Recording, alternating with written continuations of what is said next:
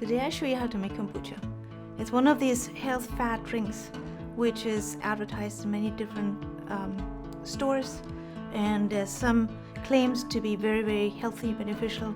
Some of the evidence is still out. It's probably not bad for you, but what I feel, it's really overpriced. It's only tea and sugar and fermented, and paying $4 or $5 for a small bottle like this, I think is really overpriced.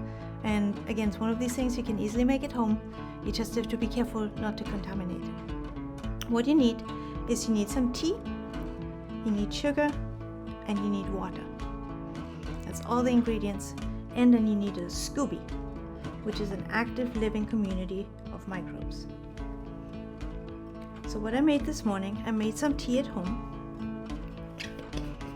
And you just boil water, add the tea, add sugar, and it's about half a cup of sugar per liter of water. You let it cool down to room temperature and then fill it in a glass jar.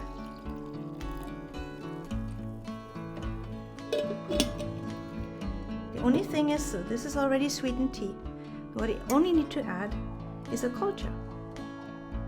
And this SCOBY you can get from somebody else. You can now also order it on Amazon. And it looks like this gelatinous mass.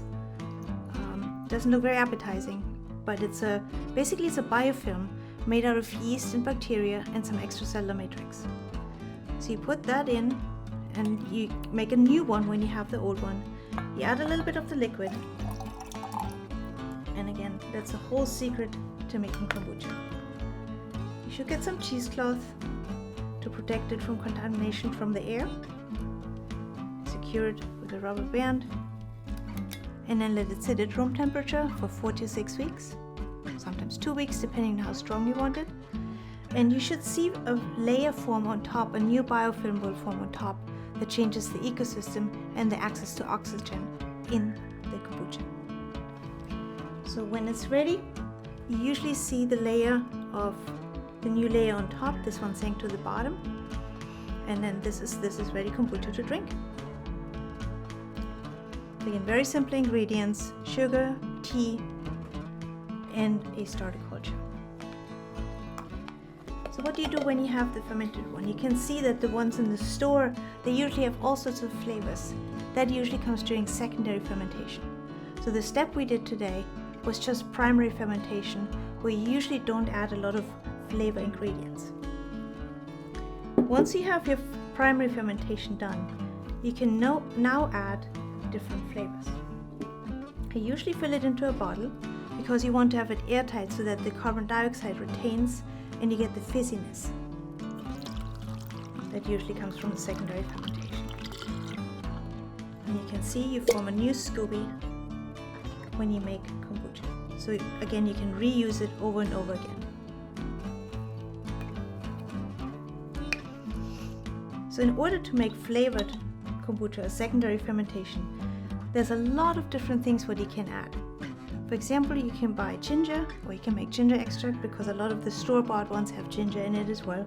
You can just add a few drops, or you can add sassafras or any other flavor you're interested in. Just get some inspiration by browsing the store and see what the commercial flavors are. Then you add, make sure it has some more sugar, keep it airtight, and let it sit for about 48 hours at room temperature. Once you open it again, it will be more fizzy and more flavorful. And then you can actually, if you finish product, you can then drink it, and you have your own kombucha. This is hibiscus flavored.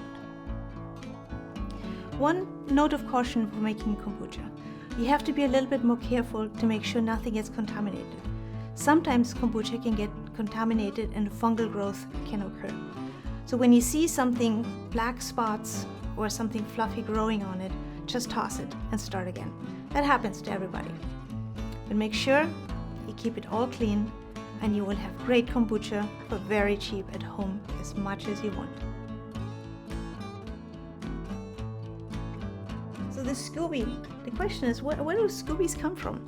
And that's a really good question. Apparently, kombucha originated from the Caucasus. And it seems like there was a natural event where bacteria and yeast formed a biofilm and probably by accident, and then somebody had the idea to take that and make some more tea out of it because it tasted probably pretty good, but probably not. Kombucha can taste like vinegar, and so sometimes it's a quiet taste. If it's too strong, don't let it ferment too long, and you can always add some more sugar. But the SCOBY is really this gelatinous mass. It's literally a biofilm and an ecosystem between bacteria, yeast, and extracellular matrix. And you can see at the bottom is the old SCOBY I added to this culture, and then the new one forms always on top. The other thing about kombucha is in some stores you can see that there's actually not a warning label, but information that it may contain 0.05% of alcohol. Because it does have yeast, it contains a very small amount of alcohol.